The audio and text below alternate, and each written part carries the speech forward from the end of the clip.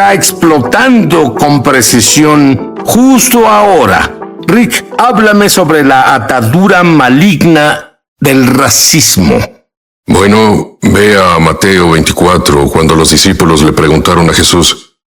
En realidad le hicieron 3 preguntas. ¿Cuándo sucederá esto? Él les habló sobre la destrucción del templo en Jerusalén.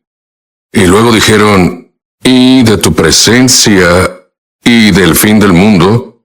La palabra que ahí se traduce como venida, literalmente es presencia, la parousia del Señor. Y él respondió a las 3. Muchos de los detalles que dio, y uno de los más importantes que se desarrolla ahora es, se levantará nación contra nación, y la palabra traducida ahí como nación es el griego etnos, de la que deriva etnia.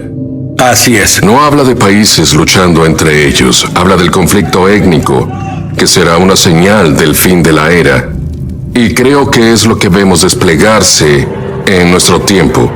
Y alcanza un crecimiento que no tiene precedentes, pero ha estado presente desde el jardín y la caída del árbol del conocimiento del bien y del mal. Es como si estuviéramos haciendo progresos en algunas de estas áreas y luego de repente, sin restricciones, se ha ido y está aumentando a extremos que dan miedo. Sí. Bueno, el Señor levantará un estandarte en contra de eso. Siempre que el enemigo entra como un torrente así, sabemos que Él se levantará con algo para luchar, y es para lo que llama a su pueblo ahora. Su iglesia está llamada a ser una casa de oración para todas las etnias, la misma palabra, y creo que tenemos una oportunidad determinante para vencer este mal. Creo que necesitamos entender que el racismo se basa en 2 de las características más malvadas del hombre caído: el orgullo y el miedo. Las personas se vuelven racistas porque se vuelven orgullosas en la carne, orgullosas de su raza. Creo que existen todas las formas de prejuicio, como el prejuicio espiritual. Cuando creemos que somos mejores que otros porque somos parte de un cierto grupo o denominación o lo que sea. Dios resiste a los soberbios, pero da gracia a los humildes. Y si el diablo puede hacernos enorgullecer en estas áreas, en cualquier área, sabe que no lidiará con nosotros, Dios lo hará. Incluso resistiremos a Dios en nuestra vida. Así que ese es uno de los males determinantes. El otro es el miedo, donde empezamos a volvernos racistas porque tenemos miedo de aquellos que son diferentes a nosotros. Estamos tan inseguros si no encajan perfectamente con nuestra mentalidad, nuestras creencias y todo, reaccionamos. Y ves que esto pasa ahora en un nivel que nunca se había visto. Intolerancia a las diferencias o distinciones. Cuando servimos a un creador que hizo cada copo de nieve diferente, cada ser humano es diferente. Él ama eso, la diversidad justa que nos hizo únicos a cada uno de nosotros. Y creo que si realmente vivimos en el Creador, al conocer a alguien diferente a nosotros, no estaremos intimidados o asustados, esperaremos aprender algo. Porque... Cuéntame sobre la atadura maligna de la brujería. Bueno, la brujería en realidad se menciona en Gálatas 5 como una de las obras de la carne. Tendemos a pensar en eso como la magia negra y todo eso. Ese es un aspecto. Esa no es la forma más prevalente de brujería. La brujería es usar a cualquier espíritu distinto al Espíritu Santo para tratar de controlar o manipular a otras personas.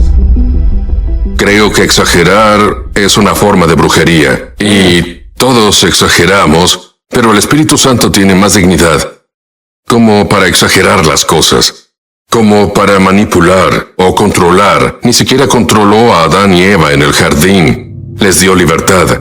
Les dijo, no coman de este árbol, pero les dio la libertad de hacerlo. Y creo que en realidad debemos empezar a reconocer cuánta influencia ganó la brujería, incluso en el cuerpo de Cristo. Creo que uno de los ejemplos más claros en las Escrituras es el rey Saúl. Cierto. Pues él empezó cuando vio que los enemigos se reunían y que la gente se dispersaba. Se dio a la presión y ofreció el sacrificio. No tenía autoridad espiritual para ofrecer ese sacrificio. Y Samuel le había dicho, espera a que yo llegue. Pero se dio a la presión porque temía al enemigo y temía a las personas más de lo que temía a Dios. Y aquí es donde entra, cuando empezamos a obtener ánimos por cómo nos acepta la gente en lugar de Dios. Y las personas pueden ser volubles. La multitud que dijo, Hosana, bendito es el que viene en el nombre del Señor. 5 días después gritaba, crucifícalo. Y estarás confundido si actúas o vives por el temor al hombre, el temor de la gente, en lugar de por el temor de Dios. Así que es crucial entenderlo y aferrarse a ello. Y ves lo contrario de este espíritu en el rey David. Cuando su familia y todas las familias de sus fieles seguidores fueron secuestradas por los amalecitas, que eran los terroristas de la época, y creo que eran peores, pero luego tus propios hombres están listos para apedrearte, recogiendo piedras para apedrearte, pues todas sus familias fueron secuestradas. Si alguna vez hubo presión para solo salir y hacer algo, fue esa. David no respondió a esa presión. Dice, pero David se fortaleció en el Señor su Dios. Buscó en el Señor una dirección clara cuando estaba a punto de que le llovieran piedras, y aún le importaba más lo que Dios pensaba, lo que decía. Y creo que esta es una prueba a la que todos en autoridad deben someterse. Y si ceden como Saúl, no fue casualidad que terminara su última noche en la casa de la bruja. Esto es brujería, una autoridad espiritual falsa. ¿Qué hay de la atadura maligna del espíritu religioso? El espíritu religioso. Las llamo a estas 3 juntas el cordón de 3 hilos de Satanás porque generalmente vienen juntas. Él usa las 3 contra nosotros. Pero el espíritu religioso fundamentalmente es un intento del diablo de hacer que basemos nuestra relación con Dios en nuestro desempeño religioso, en lugar de lo que Jesús hizo en la cruz. No buscamos al Señor para ganar su aprobación. No servimos al Señor para ganar su aprobación. Ya la tenemos a través de la cruz. Buscamos servirlo desde una posición de tener su aprobación y por nuestro amor por Él. Queremos complacerlo, queremos hacer estas cosas, pero no por lo que ganaremos, no por la aceptación que ganaremos. Eso ya está completamente hecho. Personalmente creo que en este momento el espíritu religioso tiene más influencia en la iglesia que el Espíritu Santo y todo lo que consideramos que es la iglesia. Y dices que el racismo es una señal de los últimos días. ¿Por qué dices eso? Porque Jesús lo dijo en Mateo 24, cuando dijo, se levantará nación contra nación. Esa es la palabra griega etnia. Él estaba hablando de conflicto étnico. Y estas son todas las semillas que se sembraron en el hombre. Cuando Jesús dijo, la cosecha es el fin del mundo, es la cosecha de cada semilla que ha sido sembrada, tanto la buena como la mala, llegando a su plena madurez. El trigo y el terrorismo, es por eso que estamos entrando en el periodo del conflicto final entre la luz y la oscuridad. ¿Cuál descubriste que es la mejor manera de vencer este espíritu del racismo? Bueno, creo que primero empezamos con la humildad. Creo que tenemos que entender que no hay nada más valioso que la gracia de Dios. ¿Qué puede ser más valioso que eso en la vida? Y cuando Él dice, pero da su gracia a los humildes, ¿cómo cambiarían nuestras vidas si todos los días, en todos los aspectos, buscamos humillarnos en lugar de intentar parecer más grandes y mejores y tratando de promocionarnos? Así Dios podría promocionarnos. Es lo opuesto a la naturaleza humana. No dice, el Espíritu Santo se opone a seguir a la naturaleza humana. No hay duda de eso. Lo opuesto exacto. Y se supone que debemos ser de un espíritu diferente. No del espíritu del mundo. Pero sí, verás, Jesús dice, todo el que se enaltece será humillado. No dijo algunos, dijo todos. Luego dijo, todo el que se humilla será enaltecido. Ahora, creo que la cosa más arrogante que podemos hacer es intentar humillar a otras personas. Porque veo en todos, bueno, en muchas partes, que dice, humíllense. Nunca vi en ningún lugar que diga, humilla a tu pastor. Humilla a tu vecino. Y luego, cuando comenzamos a criticar a la iglesia, esta es la propia obra maestra de Dios. Lo que hacemos es criticar a Dios y lo que hace. Ahora, eso es diferente de entender, reconocer problemas en la iglesia o en los cristianos. Pero creo que si tenemos su espíritu, lo haremos con un propósito redentor, en lugar de uno que sea crítico y condenatorio. También lo hacemos entendiendo que no es solo un cliché. Si no fuera por la gracia de Dios, ahí estaría. Yo sería igual si no fuera por la gracia de Dios. Y no querrás ser arrogante acerca de la gracia de Dios, porque entonces la pierdes. Parece que tomamos todas esas cosas maravillosas que Dios nos ha dado y las pervertimos. Comenzamos a pensar que es por nosotros. Y todo es gracias al Hijo. Todas las cosas pueden resumirse en Él. Rick revela la última barrera racista para someter a los creyentes. Es urgente que superemos esto. Va a sorprender a muchos de ustedes cuando descubran. Vuelvo enseguida. ¿Sabías que tenemos una escuela de ministerio en español? Entra en el enlace para comenzar tu viaje sobrenatural. En verdad espero verte ahí. Sí, aquí te esperamos. Es la última barrera racial que debemos superar. La definitiva. Judíos y gentiles. ¿Ves? Te dije que te sorprenderías. Explícalo. Bueno, el racismo realmente fortalece el espíritu de la muerte. Más muerte ha entrado en el mundo a través del racismo, en todas sus formas.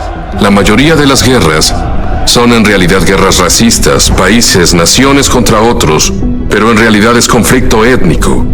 Las personas luchan entre ellas por ser diferentes o tienen religiones y fe diferentes, pero también vemos que cuando los judíos y los gentiles son injertados juntos, como vemos en Romanos 9:11, en ese nuevo hombre dijo, esto es vida de entre los muertos, el superar espíritu de muerte. Así que es uno que creo que el Señor ha permitido por sus propios propósitos. Tiene que ser superado. La iglesia no entenderá su propósito completo sin entender a Israel, y ellos no entenderán su propósito completo sin entender el nuestro. Y ahora hay una gran división entre ellos. Al final creo que entenderemos cómo nos completamos los unos con los otros, y eso va a dar lugar a lo que se llama el nuevo hombre, que creo que es el hombre de la nueva creación manifestando en la tierra como Dios lo pretendía, porque habrá superado todas las barreras raciales, así será fundamentalmente.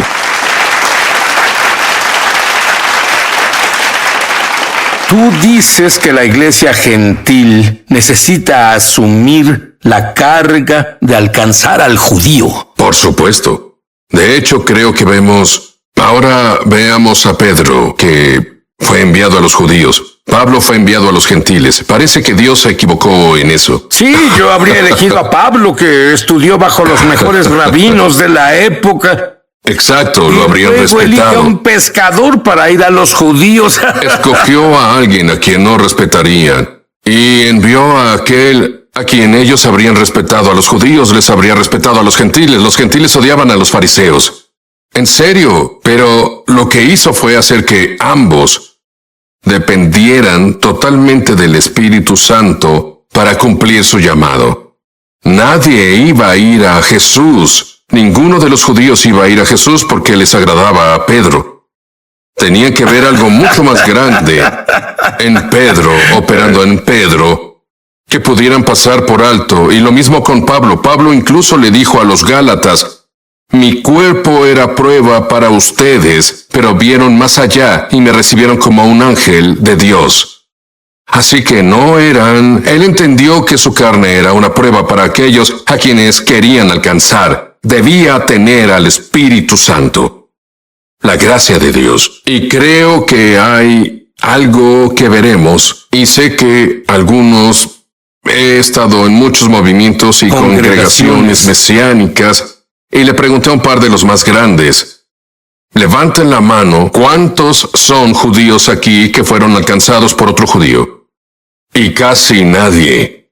Y la mayoría de los gentiles piensan que es el creyente judío quien debe alcanzar al judío. Es lógico, de nuevo. ¿Qué va a hacer Dios? Está haciendo que los gentiles sean los Pedros de su época. Exactamente, eso es exactamente correcto. Y los judíos fueron mejores para alcanzar a los gentiles. Todas las escrituras están escritas por judíos, y pues debemos entender la base judía que Dios tiene, las ramas naturales y cómo fuimos ramas silvestres injertadas en esto. ¿Por qué sientes urgencia en difundir esta palabra ahora? Bueno, los días se están haciendo más cortos. En serio, en realidad estamos llegando al final de esta era, que para mí es el mejor momento que había habido para estar vivo. Y ver las grandes obras de Dios, ¿cierto? Y es el momento en que todo esto está sucediendo y va a pasar. Va a pasar. La cosecha está llegando, toda la tierra será cegada, como vemos en el libro de Apocalipsis. Podemos estar aquí para esto. Sí. Enseña sobre Isaías 60, versículos 1 y 2. Sí. Explícalo. Bueno, dice: levántate, resplandece, porque llegó tu luz, y la gloria del Señor resplandece sobre ti, porque las tinieblas cubrirán la tierra, y la oscuridad los pueblos. Ahora eso describe dónde estamos ahora. Pero luego dice: pero sobre ti resplandecerá el Señor, y sobre ti será vista su gloria. Y en el momento de la oscuridad más profunda, vemos la gloria del Señor manifestarse. Y luego el tercer versículo dice: y las naciones serán guiadas por tu luz. La gloria ganará, la luz ganará. Es la cosecha. La luz ganará. Describes la cosecha. Hablando de la cosecha, ¿conoces a Dios o solo sabes de Él? ¿Has tenido religión o una relación experiencial con Dios? Tu propia experiencia, no solo alguien especial. Él especial, Él murió y resucitó la muerte, su nombre es Jesús. Él quiere tener una relación real contigo. Dilo en voz alta, con tu boca, créelo con todo tu corazón. Querido Dios, por favor, perdóname por mis pecados. Creo que tu sangre borró todos mis pecados. Creo que tu sangre borró todos mis pecados. Y ahora que estoy limpio, Jesús, ven y vive dentro de mí. Jesús, ven y vive dentro de mí. Te hago mi Señor y Salvador. Rick, mira a la cámara y ora por la cosecha. Señor, pagaste un precio tan increíble por nuestra salvación. Y dice que amaste tanto al mundo, no solo al hombre, sino a todo el mundo. Y le diste autoridad al hombre sobre la tierra y responsabilidad sobre la tierra. Y Señor, te pido ahora que esa gran gloria de la que habla Isaías en Isaías 60, donde tu gloria aparecería sobre tu pueblo, en esta gran oscuridad que aumenta, como creo que nunca antes en la historia, en este momento, Señor, levanta tu estandarte. Levanta tu luz que al final triunfa, como vemos en esos versículos, donde las naciones vendrán a la luz de tu resplandor. Señor, te pido que la mayor manifestación de lo que creaste para que el hombre sea, surja en este momento, que cada hombre, mujer, niño, cada persona puedan señalar a tu nueva creación y decir: Dios me llama a hacer eso. Eso es lo que soy. y sean atraídos hacia ti. Es la única forma en que podemos llegar a ser eso para lo que nos llamas y para lo que fuimos creados. En el nombre de Jesús. Amén.